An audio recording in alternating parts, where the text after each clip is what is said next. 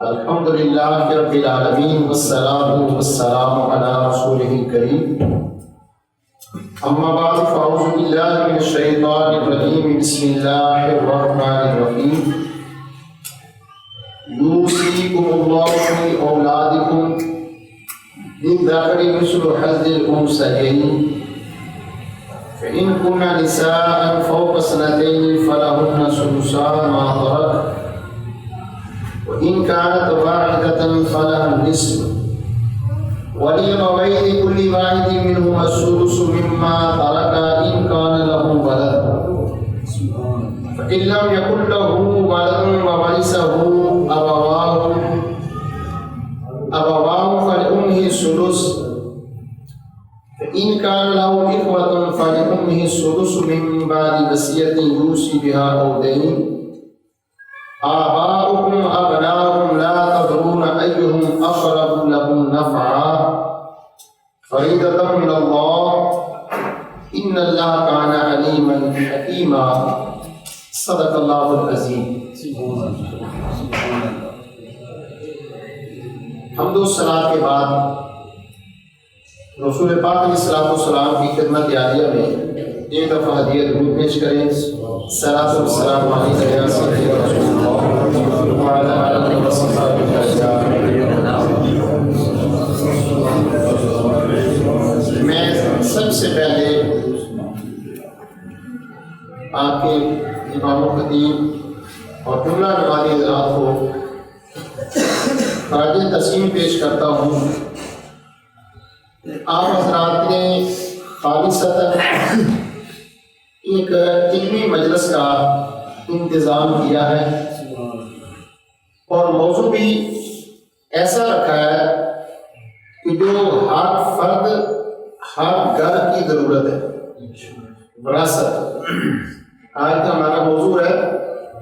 وراثت کی شرعی حیثیت کیا ہے, کس وارث کو کتنا حصہ ملتا ہے, کس کو نہیں ملتا, بچے کا کتنا حصہ ہے, بچی کا کتنا حصہ ہے. اگر بچہ اپنی ماں کے پیٹ میں ہے اس کا حصہ بنتا ہے یا نہیں بنتا. بچہ پیدا ہو کے فوراً فوت ہو گیا اس کا وراثت میں حصہ بنتا ہے یا نہیں بنتا. مرد و زن کے ساتھ ساتھ کیا خواجہ سراج جنہیں ہم ہجڑے کہتے ہیں, کیا ان کا وراثت میں حصہ بنتا ہے یا نہیں بنتا. یہ ساری چیزیں انشاءاللہ تعالی ہم اس مختصر وقت کے اندر بیان کریں گے. اور آخر میں آپ حضرات کے ذہن میں کوئی سوال آئے تو آپ کو اجازت ہے کہ آپ سوال بھی کر سکتے ہیں.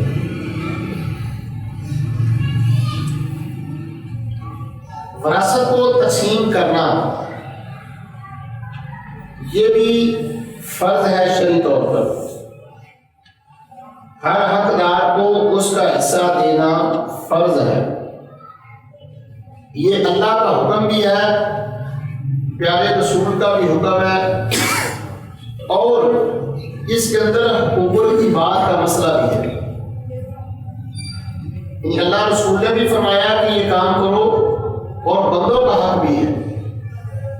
اللہ کی طرف سے بھی آرڈر اور بندوں کا حق بھی ہے.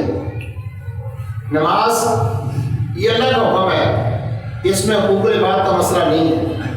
روزے میں حقوق العباد کا مسئلہ نہیں, حج کے اندر حقوق العباد کا مسئلہ نہیں. اس وراثت کے اندر اللہ کے حکم کے ساتھ ساتھ حقوق العباد کا مسئلہ بھی ہے.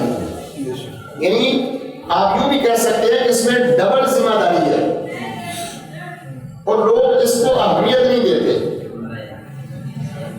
ہر بندے کی کوشش یہ ہوتی ہے کہ یہ وراثت مجھے مل جائے. اور میرے بھائی ذرا دنیا کی کیفیت کو دیکھیں. ابھی بندے کو دفن نہیں کیا جاتا, بندہ فوت ہو گیا اور حساب کتاب شروع ہو جاتا ہے. ہم نے خود دیکھا ہے, میت پڑی ہے اور بندے بیٹھ کے آپس میں کانوں میں باتیں کر رہے ہیں, اس کو اتنا حصہ ملے گا, اس کا اتنا بن جائے گا. یہ ہے دنیا. اس دنیا کے لیے آج ہم مکر و فریب, دھوکہ, فراڈ کرتے ہیں. اس دنیا کی اہمیت یہ ہے کہ آپ کو بھی قبر میں نہیں بھیجا جاتا اور پہلے لین دین شروع ہو جاتا ہے. بلکہ ابھی کئی بزرگ زندہ ہوتے ہیں اور اولاد ان کو اتنا تنگ کر دیتی ہے، کہتے ہیں میں وراثت حصہ دو، حالانکہ جب تک بندہ فوت نہ ہو جائے وراثت ہوتی نہیں ہے۔ وراثت کی تعریف ہی یہ ہے کہ جب بندہ فوت ہو جائے تو اس کے بعد جو وارث ہے ان کو حصہ دیا جائے، اور یہاں زندگی میں بچے کہتے ہیں اپنے والد کو کہ ہمیں حصہ دو، ہمارا حق بنتا ہے، حالانکہ ان کو کوئی حق نہیں۔ بوڑھے والد ماں کو اتنا تنگ کیا جاتا ہے وہ کیا مجبور ہو کے وہ تقسیم کر دیتا ہے، بعد میں در در کے دھکے کھا رہا ہوتا ہے، اس لیے وہ وراثت نہیں۔ اس سے آپ دنیا کا بھی اندازہ لگا لیں کہ دنیا کیا ہے اور ہمارا دین کیا ہے۔ اس لیے یہ بڑا اہم موضوع ہے، اس کے اندر کثیر مسائل ہے، میں انشاءاللہ تعالیٰ ترتیب بار عرض کرتا چلوں گا۔ جنگ احد کے موقع پہ نبی کریم علیہ السلام کے 70 صحابہ شہید ہو گئے۔ ان میں کوئی والد تھا، کوئی کسی کا بھائی تھا، کسی کا بیٹا تھا۔ ان کے بعد ان کے بچے کو یتیم ہوئے، تو وراثت کا مسئلہ کھڑا ہوا، ان کی کفالت کیسے کی جائے گی؟ تو پھر اللہ کو عزت نے وراثت کے یہ تفصیلی احکام نازل کر دیے سورہ نساء کے اندر۔ ان میں تھوڑا سا میں کرتا چلوں کہ زمانہ جاہلیت کے اندر خواتین کو حصہ نہیں دیا جاتا تھا، بچیوں کو وراثت سے حصہ نہیں ملتا تھا، لیکن رسول پاک علیہ السلام کے دین کے اندر بیٹی کا حصہ بھی ہے، بیٹے کا بھی ہے، بہن کا بھی ہے، ماں کا بھی ہے، دادی کا حصہ بھی بنتا ہے، اور اگر یہ قریب کے وارث نہ ہو تو پھر دور کے وارث پھوپھی کا حصہ بھی بن جاتا ہے۔ یعنی آج ہماری کچھ خواتین اپنی آزادی چاہتی ہیں، وہ کہتے ہیں دین میں تنگی ہے، حالانکہ جتنا تحفظ دین اسلام نے عورت کو دیا ہے کسی مذہب نے نہیں دیا۔ عورت کی پاک دامنی اسلام کے اندر ہے، عورت کی عزت اسلام کے اندر ہے۔ اگر وہ بیٹی ہے جس کے تو اس بیٹی کی حرمت باپ کرے بھائی کرے اس کے لیے جنت ہے۔ ماں بن گئی، ماں کے قدموں کے نیچے جنت ہے، ٹھیک۔ بہن ہے، بہن کی خدمت کرو پھر بھی ثواب ہے۔ پھر عورت کی کوئی ذمہ داری اللہ رسول نے رکھی کوئی نہیں۔ مثلا وہ کہتے ہیں اسلام میں تنگی ہے، میں تمہیدن یہ بات کرتا تھا اسلام میں کوئی تنگی نہیں۔ مثلا بچی پیدا ہوئی، کس کی ذمہ داری ہے؟ والد کی۔ اس کی شادی ہو جائے، کس کی ذمہ داری ہے؟ وہ بوڑھی ہو جائے، اولاد ہو جائے، کس کی ذمہ داری ہے؟ اولاد کی۔ بتاؤ جی، بچی کے پیدا ہونے سے لے کر مرنے تک کوئی ایک بھی ذمہ داری عورت پہ ہے؟ مردوں پہ۔ پھر بھی عورتیں آزادی کے نام پہ مارچ کرتی پھریں اور کہے کہ ہمارے حقوق سلب ہو گئے۔ حقوق تو دیکھا جائے بندوں کے سلب ہوتے ہیں۔ ایک جگہ بھی پوری زندگی اس عورت کے ذمہ 1 روپے کا خرچہ بھی عورت کے ذمہ نہیں آتا۔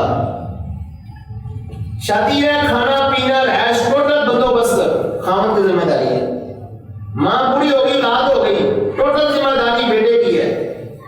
باپ اس کا خاوند فوت ہو گیا، بیٹے کی ذمہ داری ہے۔ اس لیے عورتوں کے لیے بڑے تحفظ ہیں وہ اسلام کے اندر۔ اب آئیے میں قرآنی جو احکام ہیں ان کو شروع کرتا ہوں۔ سورہ نساء کی آیت نمبر 11 میں نے پڑھی ہے، اس کا ترجمہ سماعت فرمائیں، پھر مسائل تفصیل کے ساتھ بیان کیے جاتے ہیں۔ فرمایا اللہ تمہیں حکم دیتا ہے تمہاری اولاد کے بارے۔ مردوں کے لیے 2 حصے ہیں عورت کی نسبت، یعنی عورت کا 1 حصہ مرد کے 2 حصے ہیں۔ اگر عورتیں 2 سے زیادہ ہوں تو 2/3 ان کا حصہ بنتا ہے، اور اگر صرف ایک ہی بیٹی ہو تو اس کا 1/2 یعنی آدھی جائیداد بیٹی کو جائے گی۔ اگر مرنے والے کی اور کوئی اولاد نہیں، صرف ایک بیٹی ہے تو آدھا حصہ بیٹی کو ملے گا۔ اگر ساتھ بیٹا بھی ہے تو 2 حصے بیٹے کے، 1 حصہ بیٹی کا ہوگا۔ اور مرنے والے کا والد بھی ہے والدہ بھی ہے اور اولاد بھی ہے تو چھٹا حصہ 1/6 ماں کو ملے گا، 1/6 والد کو ملے گا اگر اولاد ہے۔ اگر اولاد نہیں تو 1/3 حصہ مل جائے گا ماں کو، باقی ساری جائیداد مل جائے گی والد کو اگر مرنے والی کی بیوی بھی نہیں۔ اور اگر اس کے بہن بھائی ہیں تو چھٹا حصہ ماں کو مل جائے گا۔ کب ملے گا؟ وصیت جو اس نے کی ہے یا مرنے والے کے ذمہ کوئی قرضہ ہے، پہلے قرضہ اتارا جائے گا، پھر اس کے بعد اگر اس نے کوئی جائز وصیت کی ہے اس وصیت کو پورا کیا جائے گا۔ اس کے بعد پھر پیچھے کو رقم بچ جاتی ہے تو وہ رقم دوسرا کے اندر تقسیم ہوگی۔ اچھا ہمارے یہاں کیا ہوتا ہے کہ بعض بندے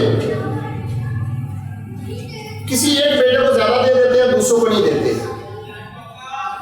بیٹیوں کو حصہ دیتے نہیں، بیٹوں کو دے دیتے ہیں، اور وہ اپنے تئیں یہ سمجھتے ہیں کہ یہ بیٹا زیادہ مخلص ہے، یہ مخلص نہیں۔ قرآن کہتا ہے لا تدرون ایہم اقرب لکم نفعا، تم نہیں جانتے کہ تمہیں نفع دینے کے حوالے سے کون زیادہ قریبی ہے تمہارے۔ تم ایک بیٹے سے توقع کر رہے ہو کہ اس کو میں دے دوں سارا کچھ، یہ میری بڑی خدمت کرے گا، جب آپ اس کو دے دیا وہ باغی ہو جائے گا۔ کیوں؟ آپ نے کام غلط کیا ہے، ایک بیٹے کو دے کر آپ نے غلط کیا، باقیوں کو محروم کر دیا۔ تو قرآن کہتا ہے تم نہیں جانتے کہ تمہیں نفع دینے کے اعتبار سے کون سا تمہارا رشتہ دار، کون سا بیٹا تمہیں زیادہ فائدہ مند ہے۔ فریضۃ من اللہ، فرمایا یہ وراثت تقسیم کرنا یہ اللہ کی طرف سے فرض ہے۔ ان اللہ کان علیما حکیما، اور بے شک اللہ تعالیٰ سارا کچھ جانتا بھی ہے اور وہ حکمت والا بھی ہے۔ پھر آگے کہا ایک بندہ فوت ہو جاتا ہے،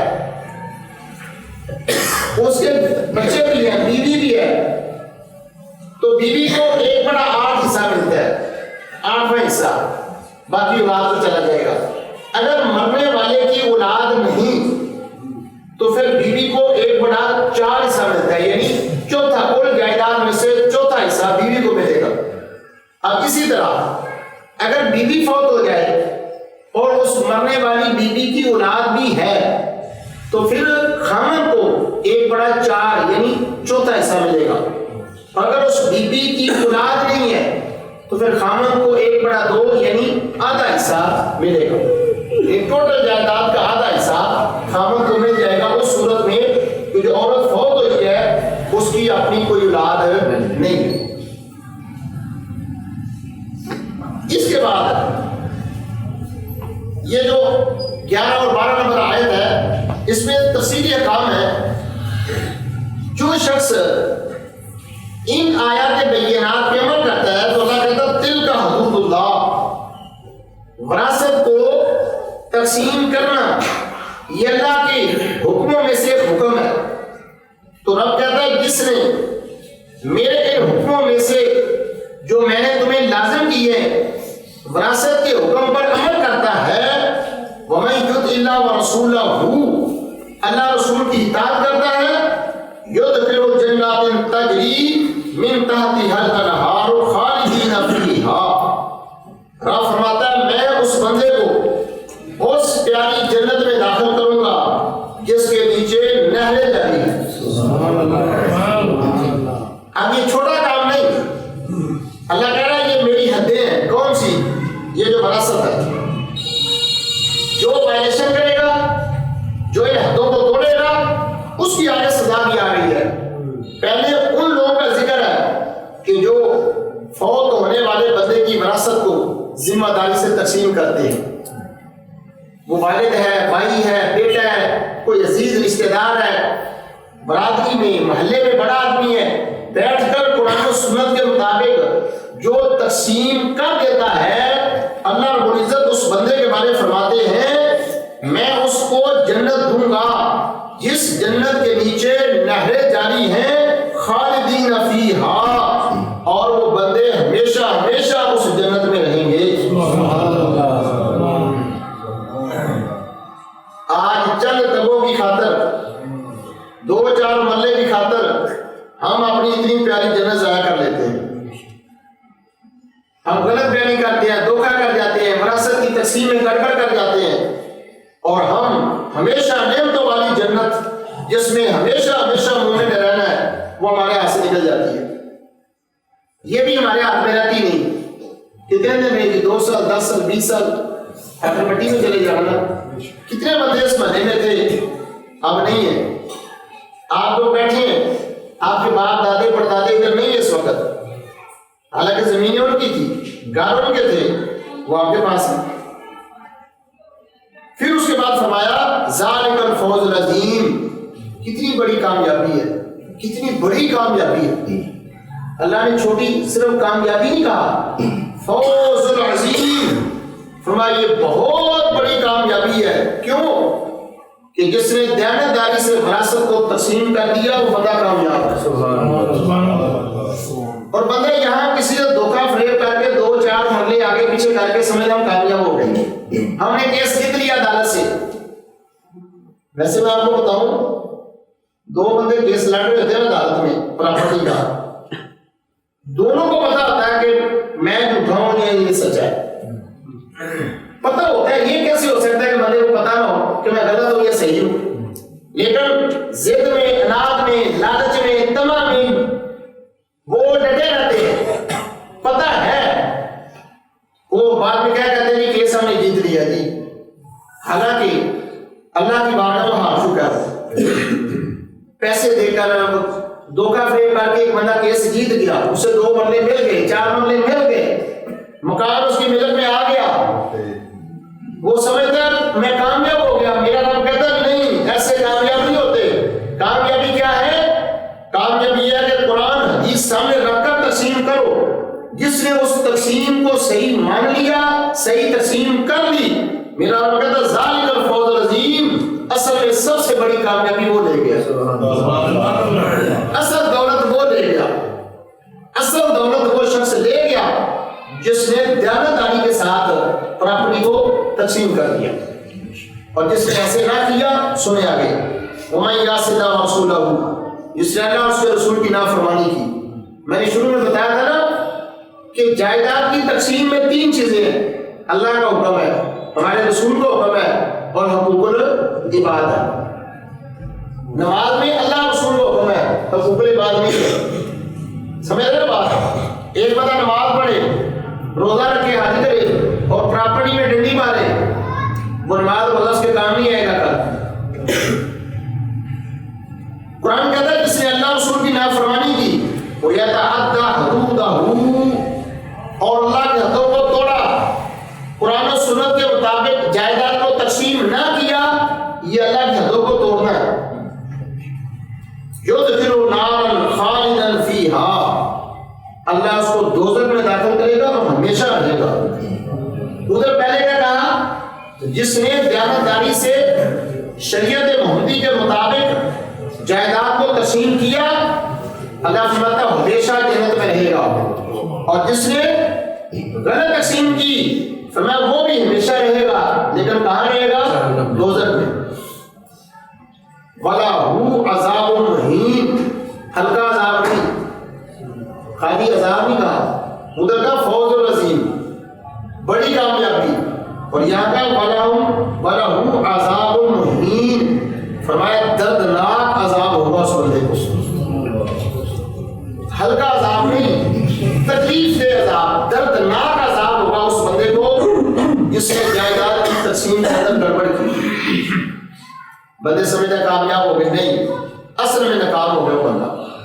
اس لیے میرے بھائیوں، اگر کہیں اس طرح کا مسئلہ آپ کو درپیش ہے تو آپ بھی جانتے ہیں کہ میرا حق بنتا ہے نہیں بنتا، اگلا بندہ بھی جانتا ہے، اسے بیٹھ کر اللہ کے گھر میں سمجھاؤ، قرآن سامنے رکھو، بھائی تیرا اتنا حق بنتا ہے لے لو مجھ سے، اور یہ تیرا نہیں بنتا۔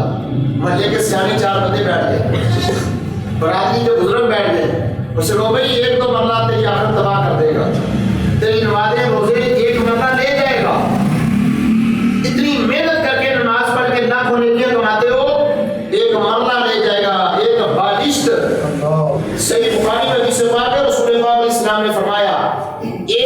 بالشت، اگر کسی کی زمین پر کسی نے ناجائز قبضہ کیا، حق مارا آگے نہ دیا، 7 زمینوں کا توق بنا کر اس بندے کے گلے میں قیامت کے دن ڈالا جائے گا۔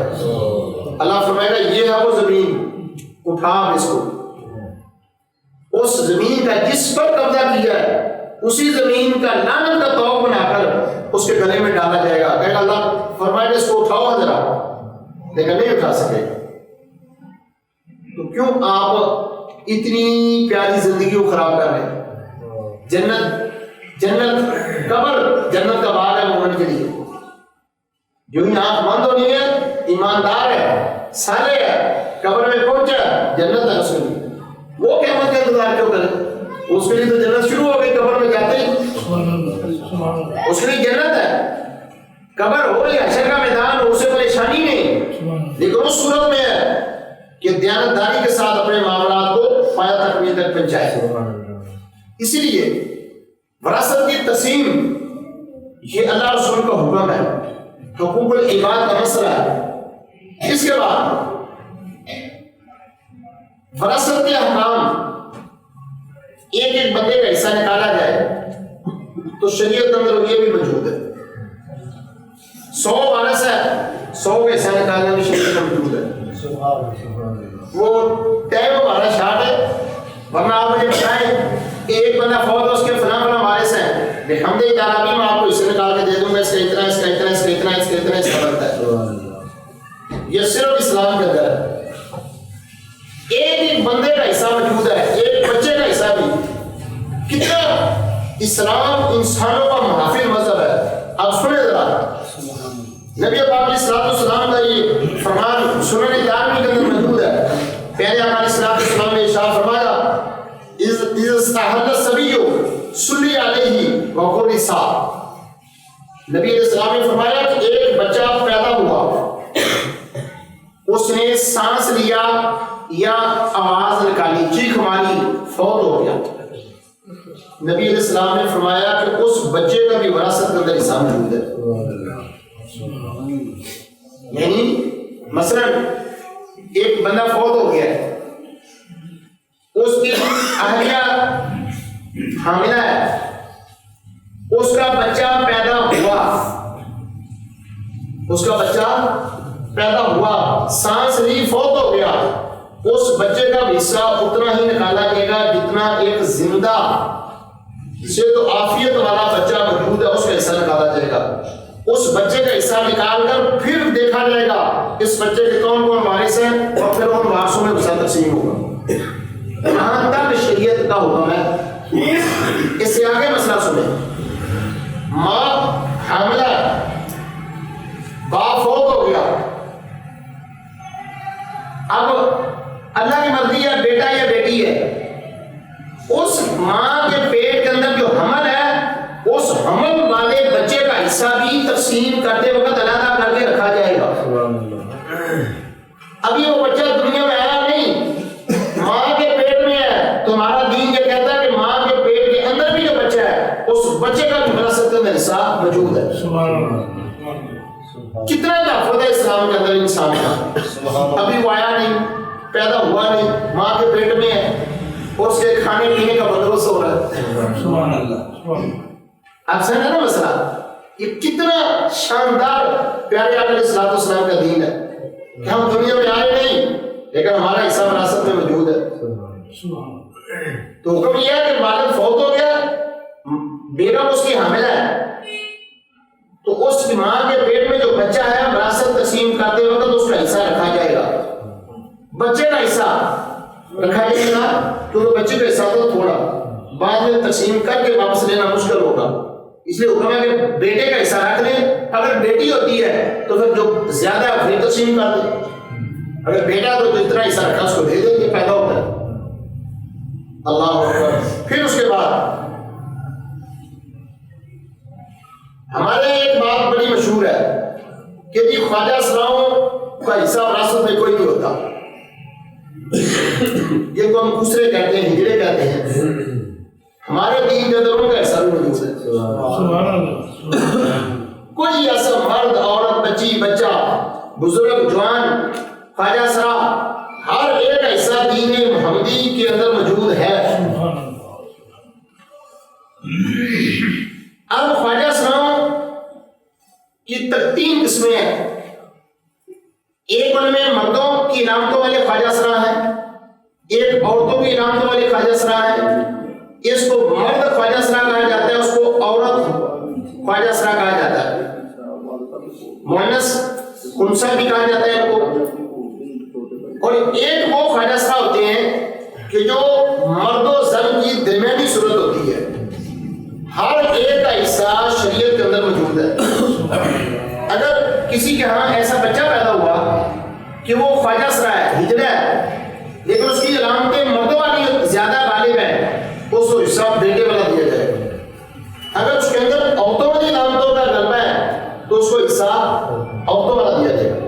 اور اگر دونوں علامتیں بھیا وقت ہے پھر اس کو حصہ کون سا دیا جائے گا؟ حضرت علی مرتضیٰ شیر خدا سے پوچھا گیا، سنن دارمی میں یہ حدیث ہے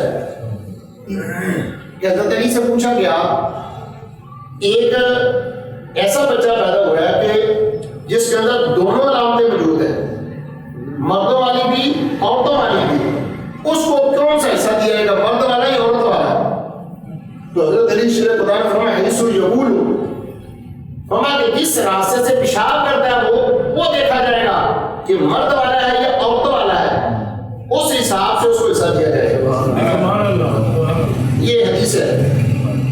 اب تو کون سا فرد ہے جو اسلام کے اندر محروم رہتا ہے؟ اللہ اکبر۔ پھر اگر کوئی بچہ گم ہو گیا، کوئی بندہ گم ہو گیا، شریعت کہتی ہے اس کا حصہ بھی رکھا جائے گا۔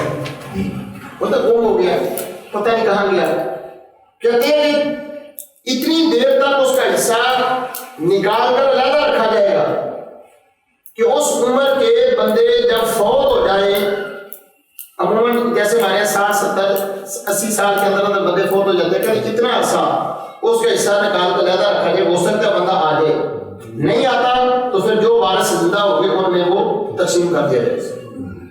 گم شدہ کا حصہ بھی شریعت میں رکھا جاتا ہے۔ پیدا ہوا نہیں حصہ ہے، خواجہ اسرا ہے حصہ ہے، گم شدہ کا حصہ ہے، اور بندے اتنے زندہ میں حصہ نہیں دیں گے۔ دین کہاں تک حصہ دے رہا ہے؟ تم سب کو دین کا حصہ دو، لیکن ہمارے یہاں زندوں کو حصہ نہیں دیا جاتا۔ اللہ اکبر۔ محترم، اس حوالے سے مزید میں کچھ چیزیں آپ کی خدمت درج کرتا ہوں کہ جو زندگی میں چیز دی جاتی ہے اس کو وراثت ہبہ کہتے ہیں، سوری، جو زندگی میں انسان کسی کو دے اس کو ہبہ کہتے ہیں، اور جو مرنے کے بعد تقسیم ہو اس کو وراثت کہتے ہیں۔ ہمارے یہاں کچھ بچے ایسے ہیں کہ جو اپنے ماں باپ کو مجبور کرتے ہیں کہ ہمیں حصہ دیا جائے، حالانکہ ان کا حصہ کوئی نہیں بنتا۔ جب تک والد والدہ زندہ ہیں اولاد کو کوئی حق نہیں ان سے کوئی مطالبہ کرے۔ اگر وہ دینا چاہیں اپنی مرضی سے تو پھر اس کو کہیں گے ہبہ، اور ہبہ کرتے وقت تو سب کو دے کر، ہبہ کے اندر حکم یہ ہے کہ سب بچوں کو دے، بیٹی ہے یا بیٹا ہے سب کو دے۔ اس میں اگر بندے ڈنڈی مارتے ہیں، کسی کو زیادہ دے دیا کسی کو کم دے دیا، یہ بھی شرعی طور پہ غلط ہے۔ ہاں، اگر کوئی بیٹا ماں باپ کی خدمت کرتا ہے، مثلا ماں باپ کے ساتھ رہتا ہے، ماں باپ خدمت کرتا ہے، حق خدمت کے طور پہ اسے کچھ نہ کچھ زیادہ دیا جا سکتا ہے۔ یا کوئی بیٹا معذور ہے، اس کو بھی باقیوں کی نسبت ہبہ میں کچھ زیادہ دیا جا سکتا ہے۔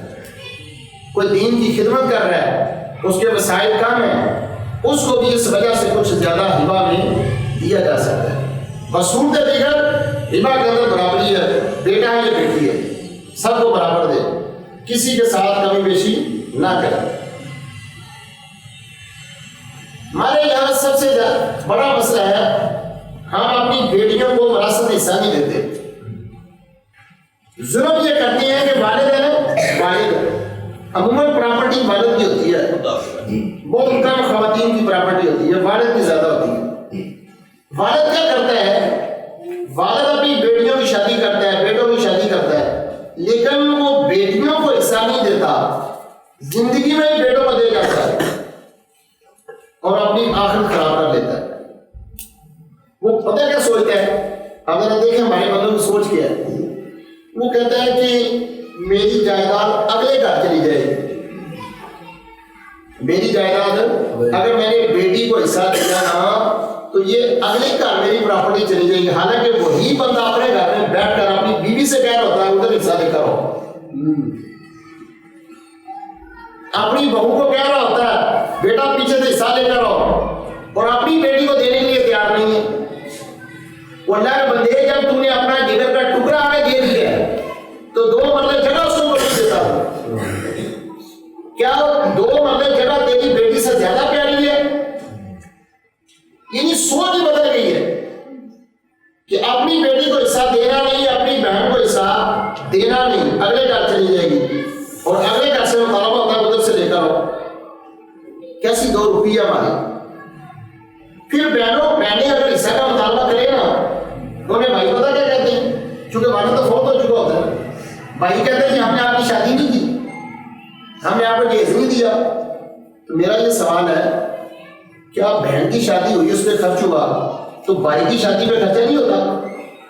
بھائی کی شادی منہ زبانی ہو جاتی ہے، جتنا خرچہ بیٹی پہ کیا جاتا ہے اتنا مجھ سے زیادہ بیٹے پہ ہو جاتا ہے۔ بس ایک مزاج ہے نا اپنا کہ ہم نے جو آپ کی شادی کی ہے، ہم نے آپ کو جہیز دی ہے، آپ نے احسان نہیں کیا، وہ آپ کی بہن ہے، آپ کی بیٹی ہے، آپ پہ شرعی فرض ہے اس کی شادی کرنا، اس کا گھر آباد کرنا آپ کی ذمہ داری میں شامل ہے، آپ نے ذمہ داری پوری کی ہے، احسان نہیں کیا، اس کا جو رب دے گا۔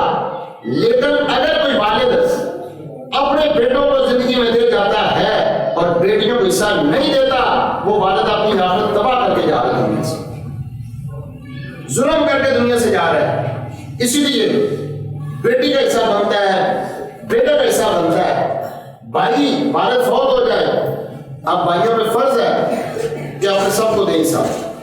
اب ہمارا جو ایک معاشرتی المیہ ہے کہ ہم اللہ کی ذات پہ بھروسہ نہیں کرتے، ہمارا 2-3 مرلے زمین پر بھروسہ ہے، اللہ کی ذات پہ بھروسہ ہی نہیں ہے۔ ہم یہ سمجھتے ہیں کہ یہ مکان ہے، اس میں سے ہم نے حصہ دے دیا، ہم کہاں سے کھائیں گے؟ وہ بھائی تو ماں کے پیٹ میں تھا، اللہ نے تیرے کھانے پینے کا انتظام تو وہیں کر دیا۔ فرشتہ اللہ کی طرف سے فرشتہ آتا ہے، جب اس میں روح ڈالی جاتی ہے اس کا سارا حساب کتاب فرشتہ لکھ جاتا ہے، اس کے کھانے پینے کا ٹوٹل انتظام ابھی بچہ ماں کے پیٹ میں ہوتا ہے تو نبی علیہ السلام نے فرمایا اس کے رزق کا بھی فرشتہ انتظام اسلام سارا لکھ لیتا ہے۔ اور آپ مادی دنیا پہ بھروسہ کر کے بیٹھے ہوئے، آپ کی تمنا یہ ہے کہ یہ 2 مرلے مجھے مل جائے، اس پر بھروسہ ہے کہ 2 مرلے مل جائیں گے تو میں بچ جاؤں گا، لیکن اللہ رسول کی ذات پر بھروسہ ہمارا نہیں ہے۔ جن کے بعد 2-3 مرلے نہیں ہیں وہ مر تو نہیں گئے، زندہ وہ۔ میں نے آیتیں بھی سنا کہ روح سے یہاں پاکستان میں کوئی بندہ مرا ہو، مالی مشکلات ہو سکتی ہیں لیکن بھوکا بندہ مرا نہیں۔ نہ ہمارے لوگ اتنے کوئی وکیل ہے کہ کوئی مسایہ بھوکا روٹی مانگے آپ روٹی نہیں دیں گے، یا لوگ سکی رہتے ہیں۔ مالی میں نے کہا مالی طور پہ لوگ کمزور ہو سکتے ہیں لیکن بھوکا بندہ کو مرا نہیں، نہ انشاءاللہ یہاں مرے گا۔ لیکن یار افسوس ہے کہ 2-4-5 مرلے کسی کے چھین کر تم سمجھتے ہو کہ ہم کامیاب ہو گئے اور سمجھتے ہو کہ ہماری کامیابی اسی کے اندر ہے۔ اللہ کی ذات کوئی بھروسہ نہیں۔ اس وقت آپ جب پیدا ہوئے آپ چلنے کے قابل نہیں تھے، آپ چلنے کے قابل نہیں تھے، اللہ تعالیٰ نے ایک ماں کی شکل میں تجھے ایک مربی دیا، تمہارے پاس دودھ اپنی خوراک کے لیے کوئی انتظام و انتظام نہیں تھا، اللہ نے باپ کی شکل میں تجھے ایک پالنہار دیا۔ ٹھیک، ماں تیری پرورش کر رہی ہے، باپ محنت کر کے لا رہا ہے اور تو اپنے بستر پہ لیٹا ہوا ہے۔ اس وقت کو یاد کر یہ بھی تیرے رب کا کرم ہے. تیرے رب نے ماں کے دل میں محبت ڈالی, باپ کے دل میں محبت ڈالی, اور وہ محنت کر کے تجھے پار ہے, تجھے جوان کیا ہے. آج تو باپ کو بھی دھکے دے رہا ہے, ماں کو بھی دھکے دے رہا ہے. آج باپ سے بھی کہہ رہا ہے میرا حصہ دے, تیرا حصہ کیا ہے؟ ایک صحابی نے رسول اللہ علیہ السلام کی بارگاہ میں عرض کیا کہ میرا والد مجھ سے پیسے مانگتا ہے, مجھ سے پیسے مانگتا ہے. تو حضور نے پتہ کیا فرمایا تھا؟ انت ومالک لیبیک, میں تیرا والد مانگتا ہے, سو دے. تو اور تیرا مال تیرے باپ کی ملکیت ہے. سمجھے؟ تو میرے بھائیوں, کبھی بھی کسی کا حق چھین کر یہ نہ سمجھے ہم کامیاب ہو گئے. کامیاب وہی ہے جس کا میں نے شروع میں ذکر کیا ہے. اس صورت میں آپ سمجھ لیں کہ آپ بیکار ہو گئے. اللہ اکبر. پھر اس کے بعد یہ تو ہو گئے وراثت ہبہ, اس کا کتنا حصہ بنتا ہے. اب ایک اور مسئلہ کہ خدا خاصہ کسی کا والد غیر مسلم ہے, بیٹا مسلمان ہو گیا, یا کسی کا والد مسلمان تھا مرتد ہو گیا, تو وہ بیٹا اس مرتد والد کا وارث نہیں بنے گا. حضور نے فرمایا, پیارے علیہ الصلوۃ والسلام کا فرمان ہے, لا یرث المسلم الکافر ولا الکافر المسلم. فرمایا کوئی مسلمان کافر کا اور کوئی کافر مسلمان کا وارث نہیں بن سکتا. یہ ہمارا دین ہے. اللہ اکبر.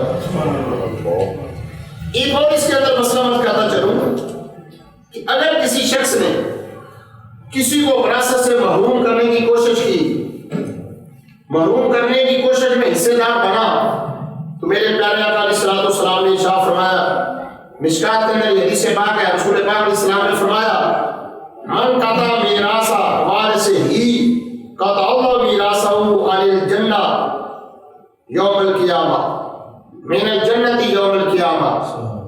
رسول پاک علیہ السلام نے فرمایا, جس نے کسی وارث کو اس کے حصے سے محروم کیا, وہ وارث بن رہا تھا, اس کا حصہ بنتا تھا, لیکن کسی نے کوشش کر کے اس کا حق مار دیا, اس کو حصہ نہیں لینے دیا, نبی علیہ السلام نے فرمایا وہ بندہ سمجھ لے کہ جنت میں جو اس کی وراثت ہے نا وہ ختم ہو گئی.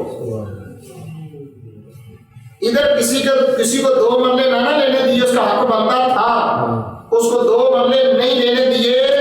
جو شخص اس میں حصے دار بنا اس ظلم میں, نبی کریم علیہ الصلوۃ والسلام کے فرمان سے یہ بات واضح ہو جاتی ہے, ان تمام بندوں کو جو جنت کے اندر اللہ نے مقام و مرتبہ دینا ہے وہ ختم ہو گئی. یہ عارضی چیز ہے, فکل من علیہا فان, وہ فنا ہو جائے گی ساری زمین میں سارا کچھ, تو جنت فنا نہیں, وہ گئی, ہاتھ سے نکل گئی. ایک مرلے ایک بارش کے بدلے بھی جنت گئی ہاتھ سے. یہ حدیث ہے, قد اللہ میراث من الجنت یوم القیامہ. اللہ تعالیٰ جنت سے اس کی میراث جو اس کو رہائش کھانا پینا جو کچھ وہاں ملنا ہے, نبی کریم علیہ السلام نے فرمایا وہ سارا ختم ہو جائے گا.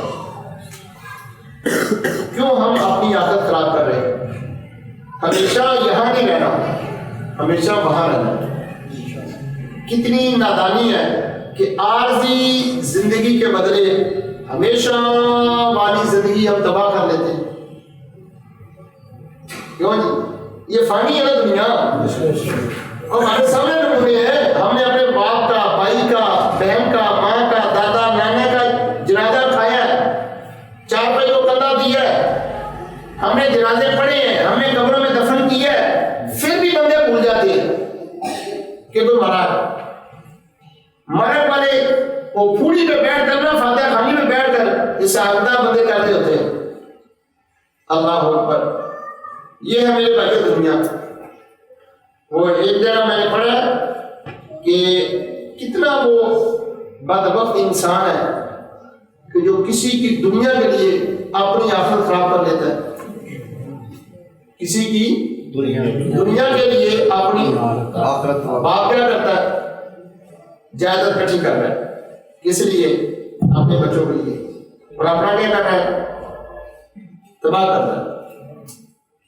بچوں کو کوٹھی بنا کے دے دی, کیا فائدہ ہوا؟ اس سے بہتر تھا وہ کچے مکان میں رہ لیتا، آخر اس نے بھی کہا کچے میں چلے جائے۔ میں کہہ رہا ہوں کہ انسان کا بھروسہ یار صرف دنیا پہ کیوں ہے؟ دنیا پہ تو بھروسے کا آرڈر ہی نہیں ہے، آرڈر ہے اللہ کی ذات پہ بھروسہ کرنا۔ ان صحابہ کرام کی زندگی کو پڑھ کے دیکھیں کہ جن کے پاس ایک وقت کا کھانا بھی نہیں ہوتا تھا، جب ایک خندق کے موقع پہ ایک صحابی رسول حضور کی بارگاہ میں حاضر ہوئے، حضرت یا رسول اللہ بھوک بڑی لگی ہے اور میں اپنے پیٹ میں پتھر باندھا ہوا ہے، اتنی بھوک ہے کہ پیٹ کو دبا کے رکھا ہے کہ بھوک کی شدت تھوڑی کم ہو جائے۔ جب اس صحابی نے اپنا پیٹ دکھایا نا، میں نے ایک پتھر باندھا ہے، تو میرے رسول نے کہا دیکھ میں نے دو باندھے ہوئے۔ یار دو وقت بھی یاد کرو نا، ان لوگوں نے دین کا پیدا دیا ہے۔ آج ہمیں اللہ معاف کرے ایسی صورت ہمارے یہاں درپیش نہیں ہے۔ انہوں نے بھروسہ اللہ کی ذات پہ کیا، اللہ کی ذات پہ بھروسہ کیا انہوں نے، پھر اللہ نے سب کچھ دیا۔ سب سے بڑی بات یہ ہے کہ اللہ قرآن کی سینکڑوں آیات ہیں جو جنت و شان بیان کرتی ہیں۔ جب وہ گھوڑے لے کر نکلتے تھے تو ان کے گھوڑوں کے قدموں کے نیچے جو مٹی لگتی تھی اللہ اس مٹی کی قسمیں بھی اٹھاتا تھا۔ انہوں نے بھوک کاٹی ہے، آج مسئلہ وہ نہیں ہے، لیکن انہوں نے اللہ رسول کے احکام پہ عمل کیا، جو اللہ رسول نے کہا تھا اس پر لوگوں نے عمل کیا۔ اس لیے میں آپ سے عرض کروں گا کہ کسی کو اس کی وراثت سے محروم نہ کرے، کسی بندے کو بھی اس کے حق سے محروم نہ کرے، جو جس کا حق بنتا ہے اس کو حق دے دے۔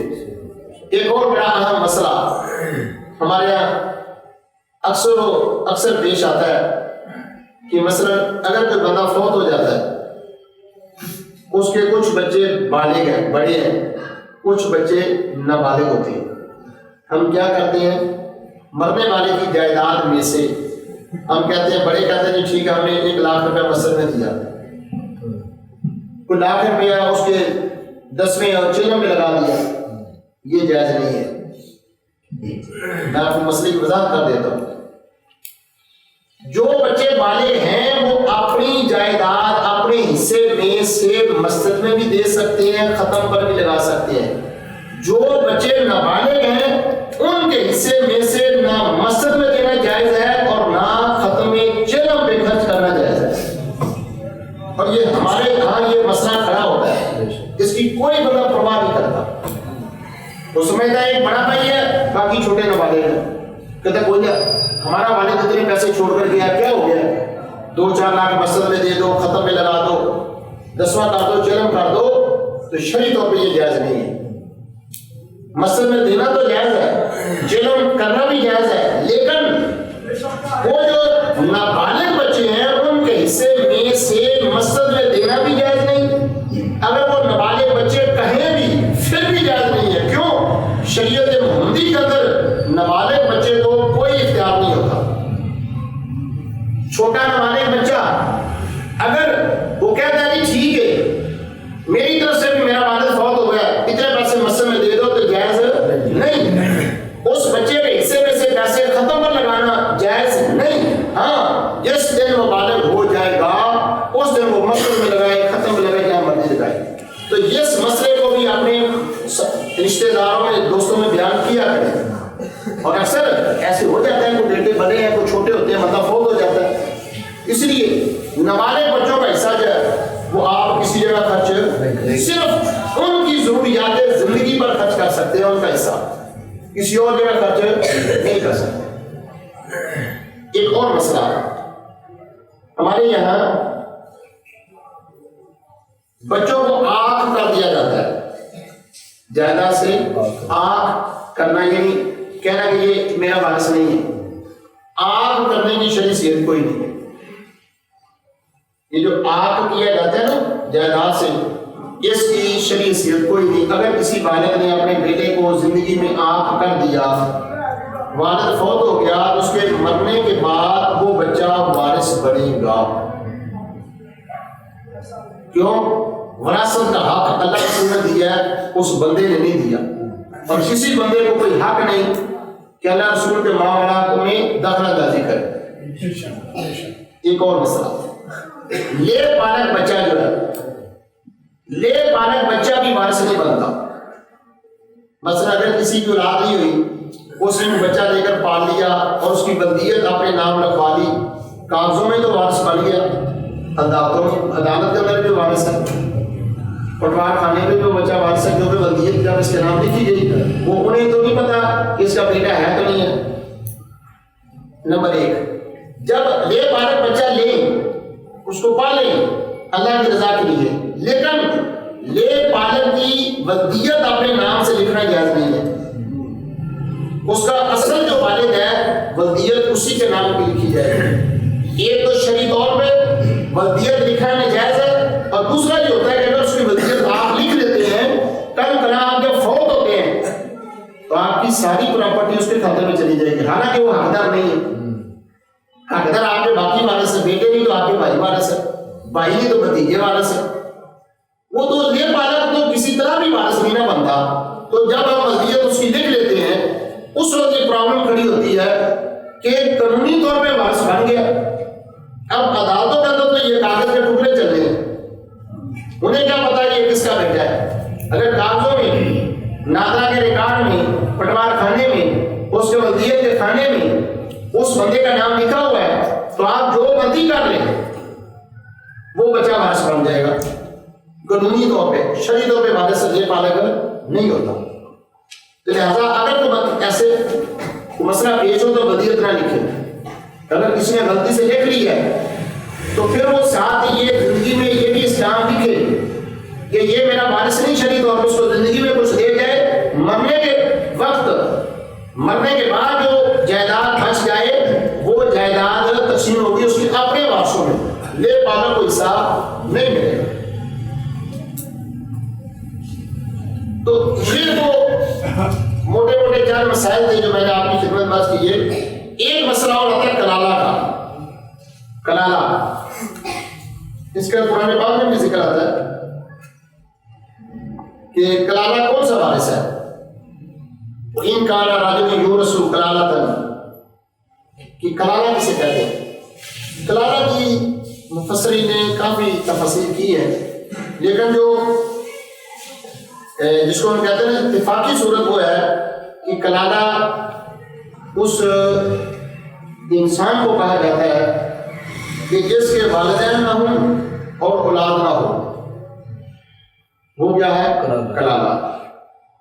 اور اس کے ماں کی طرف سے بہن بھائی ہیں تو پھر ان کے حصے زیادہ بیان ہوئے ہیں. مطلب کوئی بھی فرد ہے فوت ہوا ہے اس کا کوئی نہ کوئی وارث ہوگا. اگر ایک بندہ فوت ہوا اس کا کوئی وارث نہیں ہے. پہلے دانت کے جو ہوتے ہیں نا یہ دیکھا جاتا ہے، یہ نام تو پھر ڈانگے کی طرف بندہ چل پڑتا ہے، ذوی الارحام میں کہا جاتا ہے، وہ بھی نہیں ملتے. پھر اس کی پراپرٹی بیت المال میں چلی جائے گی، کوئی وارث نہیں، اس کا دور کا بھی وارث نہیں ہے، تو پھر اس کی پراپرٹی بیت المال میں جمع ہوگی، وہ پورے ملک کی سمجھنے کی ملکیت بن جائے گی. اور اگر اس کا دور کا بھی جو وارث ہے اس کو حصہ دیا جائے گا. ہمارے یہاں تو وراثت کے لیے بیٹے باپ کو قتل کر دیتے ہیں، تو نبی کریم علیہ السلام کا فرمان بھی سن لیں. آپ نے فرمایا جس نے کسی کو قتل کر دیا وہ قاتل اس کا وارث نہیں بن سکتا.